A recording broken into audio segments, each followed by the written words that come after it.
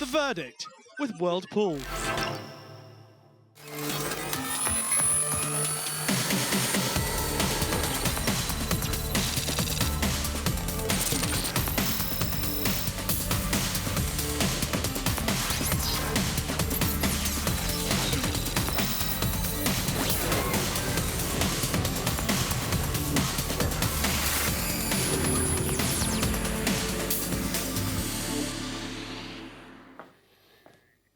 Hello everybody, the verdict is back and at an appropriate time with the Craven Meeting having taken place last week. Flat season in full swing now, and we are going to have a look back at that three-day meeting, and also we'll take you to Musselburgh as well and to the Dubai World Cup meeting from earlier in April. But we start at day one of the Craven Meeting last Tuesday, and here are the winners. More thunder for William Haggis.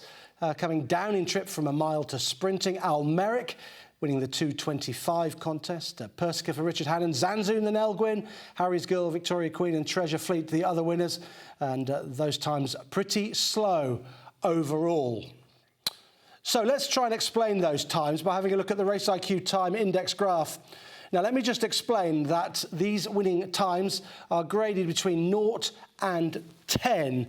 And the winning times are compared with historical data of races run on the Rolly Mile at Newmarket over these distances for that class of race that took place on Tuesday on ground officially described as good to soft.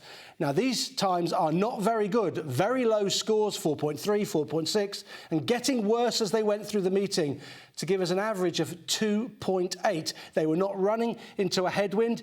This was a good quality card, and many races were truly run. So from these time indexes, we have to infer that the ground was softer than the official description, and I would describe it as being soft and getting worse towards very soft at the end of the meeting. We're going to look at a couple of races. Almeric, which is race number 2, the best time of the day with a 4.6 time index, and Zanzoun in the Nell Gwyn, a 1.1, the worst time on the day on the Tuesday. So we start with Almeric. This is the Feilden Stakes, and the winner for the Andrew Balding team, who's in red-hot form, came from stall 3, the second King of Cities from 5, and the third Nightwalker from stall number 1. Nightwalker formerly with Sir Michael Stout, now with Team Gosden.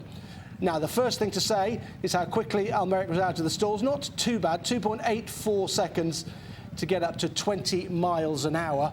And this race, as you'll be able to tell from the finishing speed percentage, top left-hand side of your screen, 98.98% for the winner, who's far side in the sheepskin noseband, which was below the par, below what you might expect for a race of this class at Newmarket, 102.17 being the par. Now, why is that?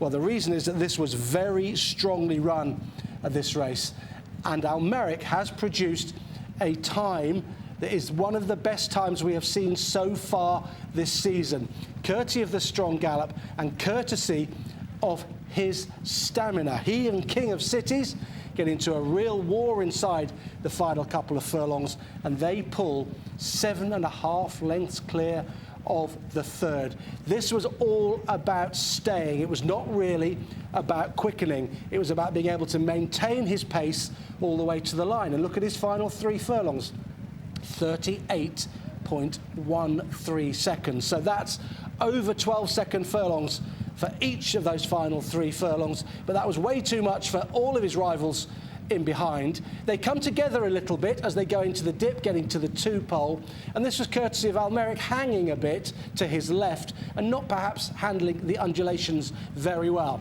But now we change to look at furlong 8 and furlong 9, top left-hand side of your screen, and he's come home in 12.36, which is rated slow as against the RaceiQ par sectional, and 13.61, slow again for the final furlong. That is because they'd gone so hard in the early part of this race, and this was a stamina-sapping affair, and Almeric and King of Cities were getting tired, as evidenced by that FSP. The final win time, 1:53.23. It's above the RaceiQ par, just over 1.5 seconds above, but that time index of 4.6, the best of the meeting in what was one of the more strongly run races. And in fact, he saw it out pretty well, Almeric, overall, despite hanging left. He's inexperienced. He's just had 3 goes in his career. He's got a soft ground pedigree, being by study of man out of a Selkirk mare.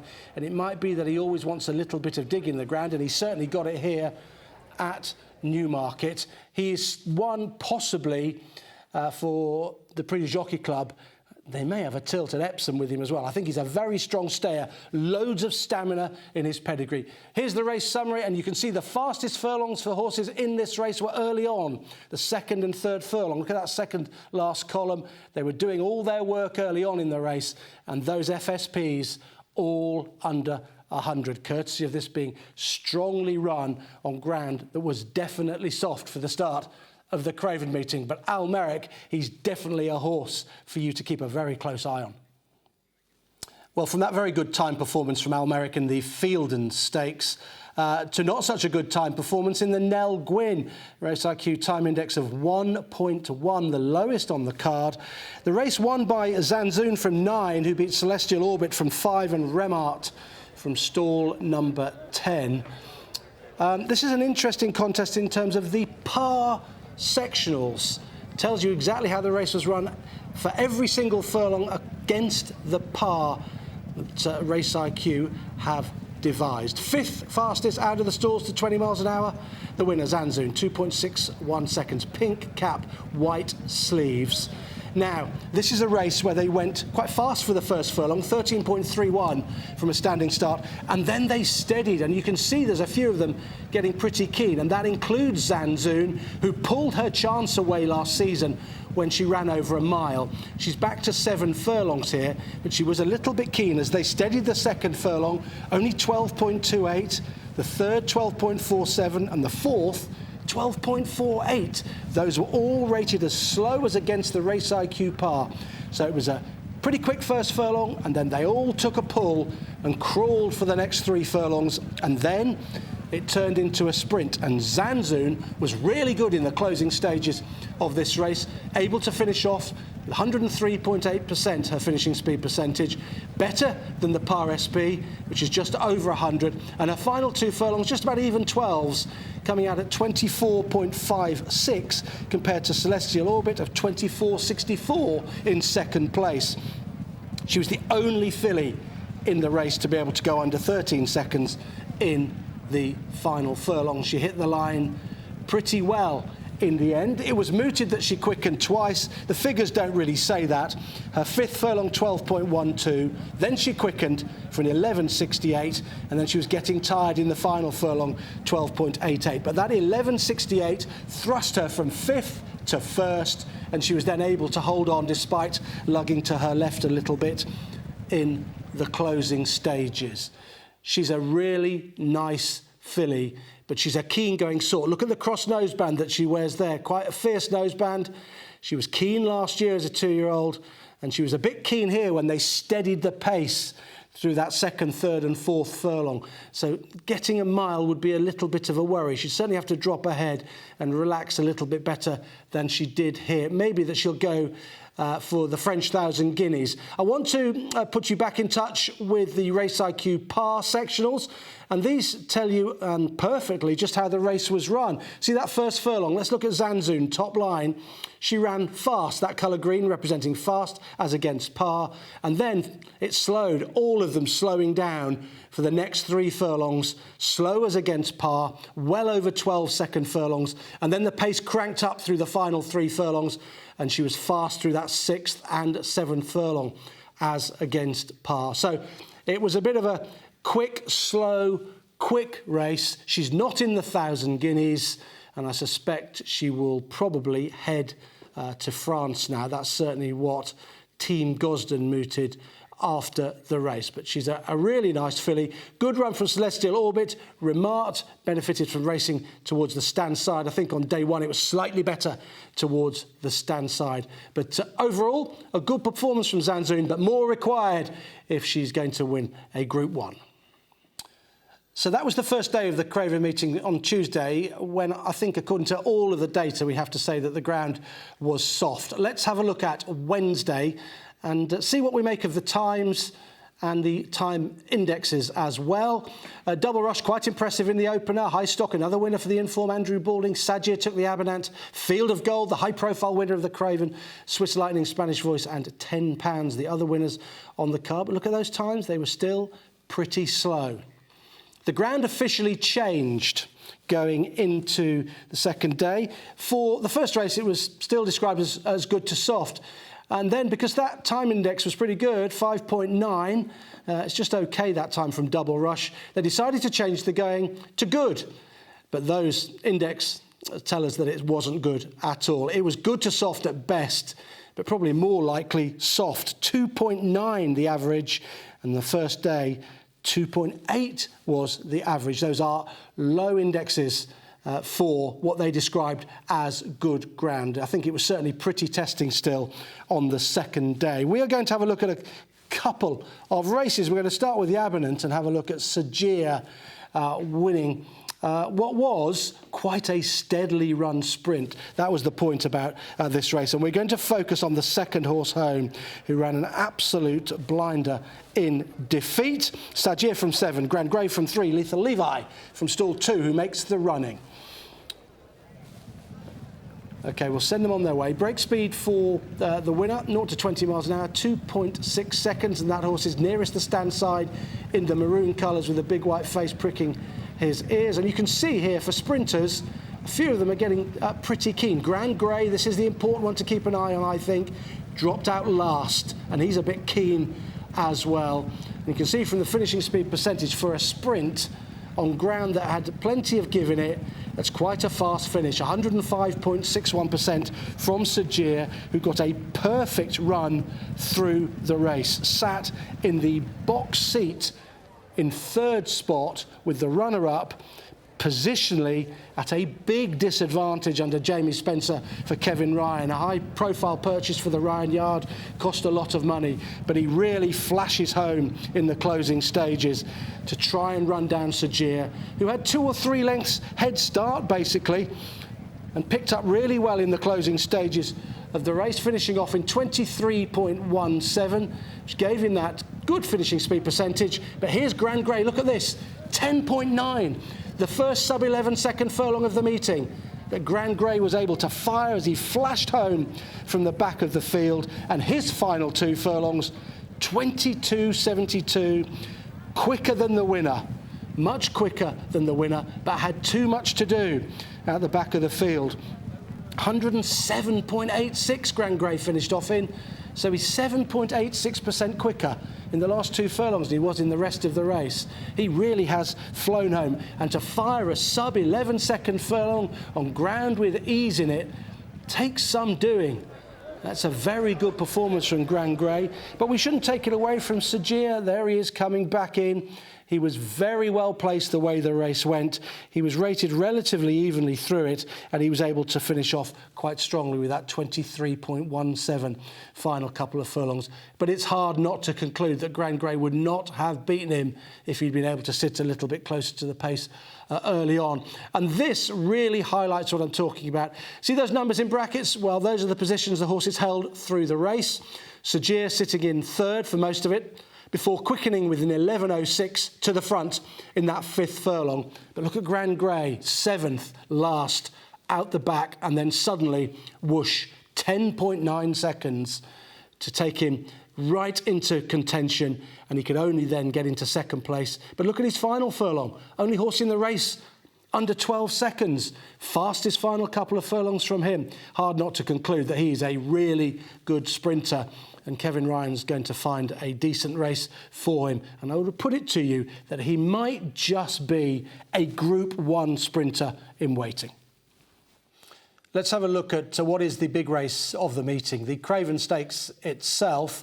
And this produced a pretty good time, the time index of 3.5, better than the average for the day of 2.9, and a really good performance from Field of Gold from stall 6, who beat Wimbledon Hawkeye from 1 and Aomori City from stall number 4. But how did this unfold, and in what manner did Field of Gold win this particular contest? 2.61 seconds he took to get to 20 miles an hour. They all broke in a bit of a line. and he didn't gain any advantage, nor did he lose much ground with that break from the stalls. The first furlong is rated as a steady enough furlong, a few of them a little bit keen in behind, particularly the Watcher in the yellow colours, way too keen. And Field of Gold also with the cross noseband on the grey horse, he's pulling a little bit as well, and Morey City dropped out last. The second and third furlongs were par, they were under 12 seconds, so they were going evenly through those two, 11.8 and 11.89. But oh no, then it gets messy because they steady the pace markedly. So 2 sub-12 second furlongs, and then they dab on the brakes for 2 furlongs that are rated as being very slow as against the RaceiQ past sectionals. They've slowed right down. They've gone from under 12 second furlongs to furlongs around about 12.5 seconds.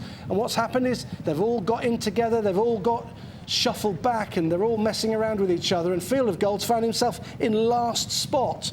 So effectively, through 2 very slow furlongs, he's been shuffled back and he's out of his ground. But what does he do to get out of that? He quickens better than everything else. His final 3 furlongs rated as fast, fast and very fast. He quickens really well, 24.56, his final 2 furlongs for an FSP of 103.8.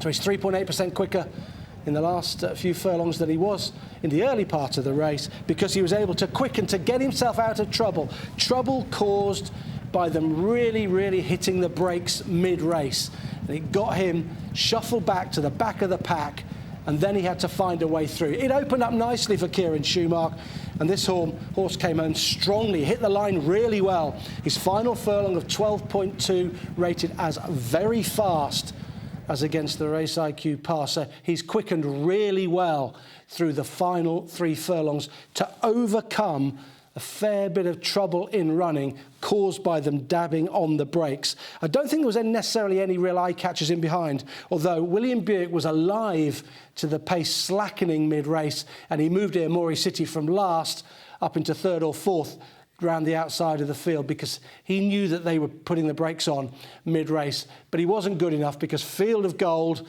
was able to come home strongly. Now look, you can see early on they've gone par really, the steady first furlong, but par for the next 2, and that's where the brakes go on. 4th furlong, 5th furlong, really steadied it. They've concertinaed, they've got Field of Gold in trouble, he's shuffled back and he's used his turn of foot to get himself out of trouble. You have to rate that as being really impressive. 23.66, his final couple of furlongs, compared to 24.62 for Wimbledon Hawkeye. So he's way quicker than that horse through the final couple of furlongs, asserting his dominance once he was able to get out. And I suspect that if they hadn't dabbed on the brakes through 4 and 5, he'd have been even more impressive. And he strikes me as the sort of horse who's going to be pretty hard to beat in the 2,000 guineas. And of course, John Gosden and Thady Gosden, they've never won a 2,000 guineas. And this fella's by Kingman, who should have won one, but got done in by Kieran Fallon and Night of Thunder. OK, let's turn our attentions now to the 3rd day of the Craven Meeting. And you'll be able to see from the time index that we'll have a look at that the ground was an awful lot better. And look at those times. They're not too far above the Racing Post standard. Military Code, a winner for Godolphin. Likewise, Indian Springs, King Caspar, Bullet Point and Pelletry. Regal Envoy, Power Fizz and Art Market. It should be added this was a day where getting across to the far rail was important. It was a distinct advantage as the meeting went on. Wow, look at this. Compared to what we've seen earlier from our first 2 days, the meeting average, time index 5.7. We had 2.9 and 2.8 respectively on the first 2 days. The ground had dried out considerably. It does dry quickly at Newmarket, and I think we were, as described here, good ground. It wasn't too far off, good to firm, but good ground would be an apt description. We're going to have a look at the second race, which produced the best time index of the day at Newmarket, Indian Springs. Stall 13 is where he came out of, and he beat Nakib from 4, Kalido from stall number 10.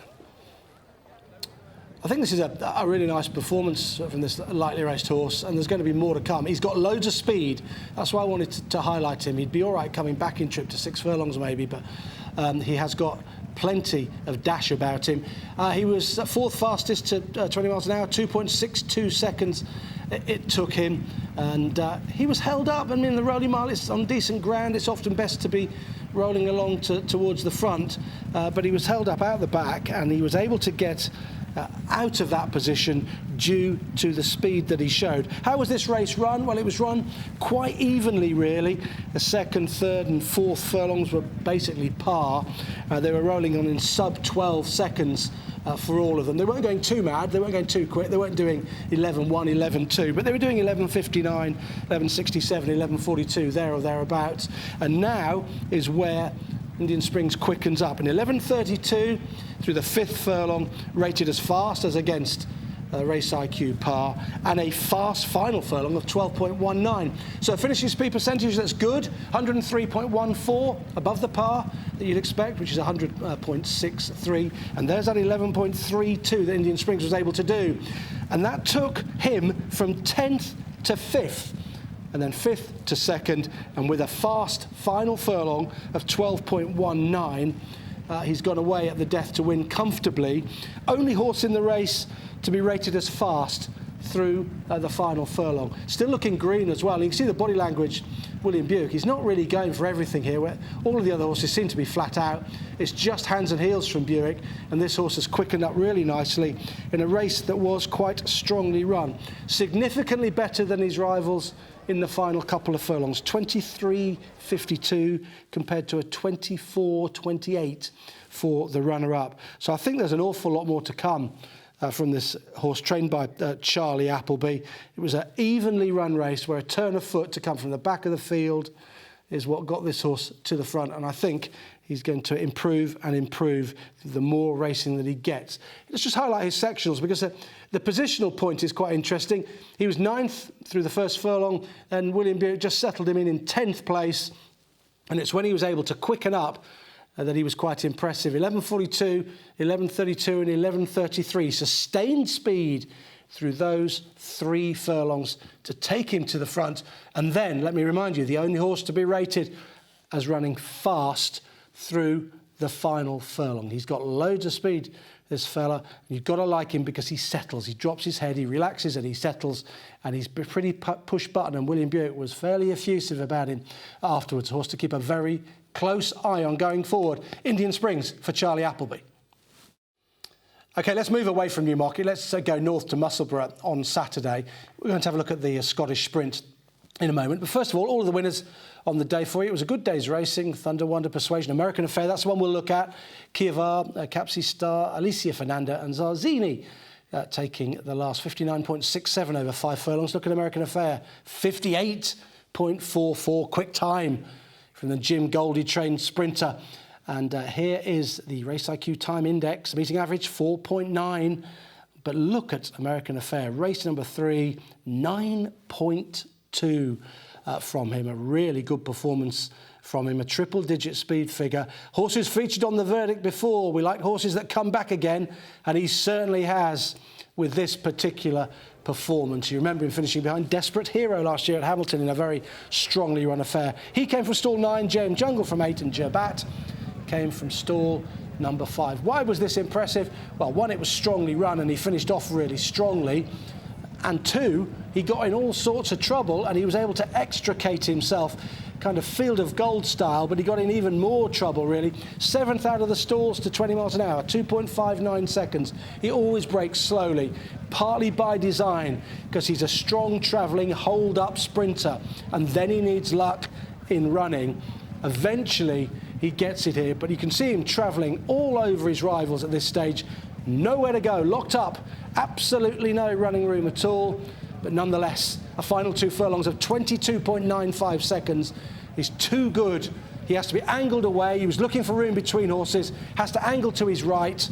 Then he finds a seam to run through, and he comes home with a finishing speed percentage of 101.77, just pushed out, hands and heels, pricking his ears as he gets to the line. So he's just a little bit quicker than the RaceiQ par FSP for 5 furlongs at Musselburgh on decent ground. Angled out here, nowhere to go, and then he picks up in grand style in the closing stages. His fastest furlong was the second furlong, 10.65 seconds, saying that they went pretty strongly here. They went quite hard early on. It wasn't a finishing speed percentage like we saw in the Abernant, the sprint at Newmarket, where they went steady and then really sprinted at the end. This was much more evenly run as far as the sprint is concerned, and he overcame a fair bit of trouble in running. You get a lot of it at Musselburgh, and it's often quite hard to extricate yourself. But when you've got speed, the sort of speed he's got, you can get yourself out of trouble. 41.97 miles an hour he reached. Wasn't necessarily the fastest at any particular point in the race, but he certainly came home stronger than everything else. 101.77% his finishing speed percentage, and afterwards Connections said that they were pretty keen on Royal Ascot with him, so he might be going there over 6 furlongs. I personally think he's a very strong travelling 5 furlong horse. I think he's got loads and loads of speed, and it might always be best when he faces a test of speed. But there's more to come from him this season. American Affair, he went through the ranks last season, and I think he's going to reach even higher heights this time around for the Jim Goldie team. One to keep an eye on. So that's it for the verdict this week. If you really like the RaceiQ data that I've been talking about, please do go to the Racing TV website. You'll find lots of interesting stuff there, courtesy of RaceiQ, in the results section. Lots for you to take in there. Hope you've enjoyed looking back at the Craven Meeting and a couple of other races as well. And I'll see you again next week.